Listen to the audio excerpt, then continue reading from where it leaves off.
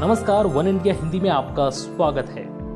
Civil services 2019 में 93वीं rank हासिल करने वाली ऐश्वर्या शिवराण काफी सुर्खियों में है।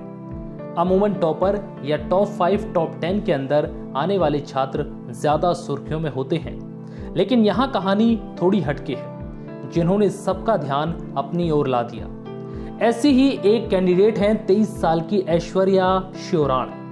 आर्मी बैकग्राउंड से आने वाली ऐश्वर्या ने 93वीं रैंक हासिल की, लेकिन फिर भी टॉपर के बीच इनकी चर्चा काफी है। वजह क्या है, चलिए आपको बताते हैं। रोचक बात यह है कि इससे पहले 2016 में वो मिस इंडिया फाइनलिस्ट भी रह चुकी हैं।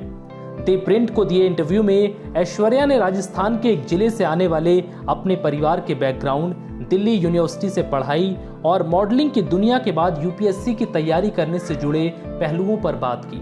वो कहती हैं कि मई 2018 में मैंने अपने सारे मॉडलिंग प्रोजेक्ट्स खत्म कर दिए थे।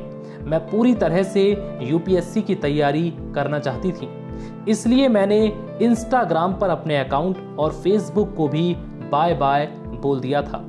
मैं नहीं चाहती थी कि इससे किसी भी तरह का डिस्ट्रैक्शन हो। मॉडलिंग को हॉबी और सिविल सर्विस को पैशन मानने वाली ऐश्वर्या ने 10वीं, 11वीं और 12वीं की पढ़ाई दिल्ली के एक स्कूल से की थी। 12वीं क्लास में हेड गर्ल रहने के दौरान उनकी मुलाकात सिविल सर्वेंट से हुई, जो स्कूल में गेस्ट के तौर पर आते थे। यहीं से उन्होंने तय कर लिया था कि सिविल सर्विस में जाना ही करियर चॉइस है।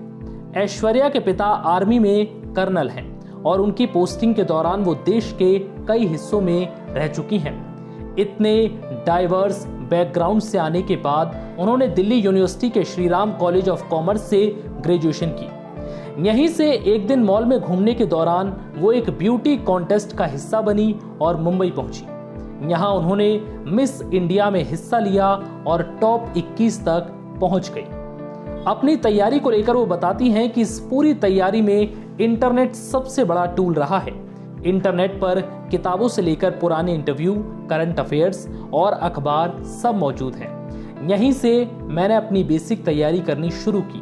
मैंने एक टॉपिक के लिए किताब को ही चुना और उसका रिवीजन बार बार किया। तैयारी के दौरान स्ट्रेटेजी बहुत जरूरी है।